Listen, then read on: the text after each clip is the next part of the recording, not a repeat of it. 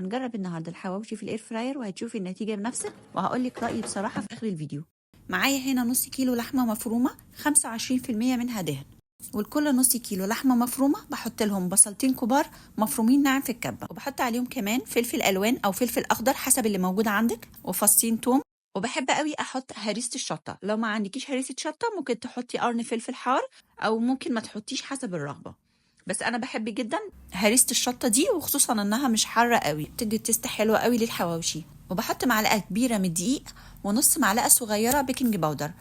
والبهارات معايا بحط معلقه كبيره من بهارات الحواوشي، وبقلل الملح طبعا عشان بهارات الحواوشي بيكون فيها ملح، ونص معلقه صغيره فلفل اسود، نص معلقه صغيره سبع بهارات او بهارات لحمه، ونص معلقه صغيره بابريكا. وبخلط كل المكونات مع بعض زي ما انت شايفه، بخلطها كويس جدا وبدخلها التلاجة ترتاح.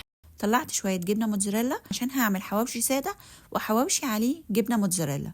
احلى عيش تعملي بيه حواوشي العيش الاسمر بتاعنا اللي برده، او تقولي للفرن لو جنبك فرن تقولي له اعمل لي عيش للحواوشي بيعمله نص تسويه، بس انا ما كانش عندي وقتها فاضطريت اعمل بالعيش ده، بس ده طبعا بيبقى مفتول كده وبنشف وبتقطع بسرعه، لكن لو عملتي العيش نص سوا بيبقى افضل كتير طبعا. وهبدا احشي العيش باللحمه المفرومه وعليه شويه جبنه موتزاريلا. وهنا حطيت الحواوشي في القلايه، طبعا الشبكه مش هتاخد اكتر من 2 جنب بعض، وسيحت معلقه سمنه بلدي في الميكرويف ودهنتها على كل وش، وهشغل 10 دقايق على درجة حرارة 180 عشان اللحمة تستوى كويس. بعد 10 دقايق شايفة شكلها هقلبها على الناحية التانية واشغل كمان 10 دقايق على درجة حرارة 180 عشان اتأكد انها تستوى كويس اللحمة من جوه. لو عليتي درجة الحرارة على 200 العيش هيتحمر من بره واللحمة مش هتكون مستوية كويس من جوه. تجربة الحواوشي في القلاية الهوائية هي حلوة، 2 بس اخدوا معايا 20 دقيقة، لكن لو انتوا هتعملي عدد كبير هياخد منك وقت كتير جدا،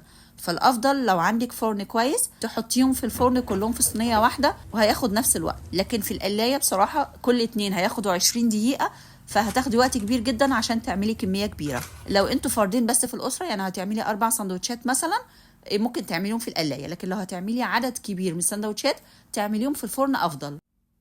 شكله تحفه جدا ومقرمش ومستوي كويس جدا من جوه. ولو عجبك الفيديو ما تنسيش اللايك واكتبي لي رايك في التعليقات، واشوفكم في فيديو جديد باذن الله.